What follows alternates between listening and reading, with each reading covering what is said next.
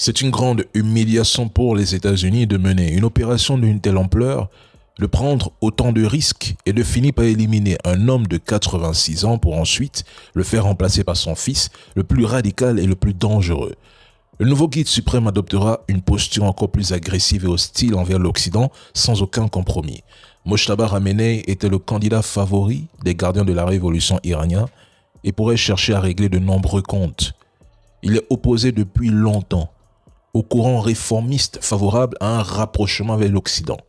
Il a consolidé son influence sous son père en devenant une figure centrale de l'appareil sécuritaire et du vaste réseau économique lié au pouvoir. Son accession au poste de guide suprême envoie un message clair à l'entité, à Donald Trump et à Washington. L'Iran ne reculera pas et poursuivra la confrontation jusqu'au bout en durcissant encore sa ligne. C'est un échec politique pour Trump. Tout ça pour en arriver là. Trump a déjà donné au moins 10 versions différentes.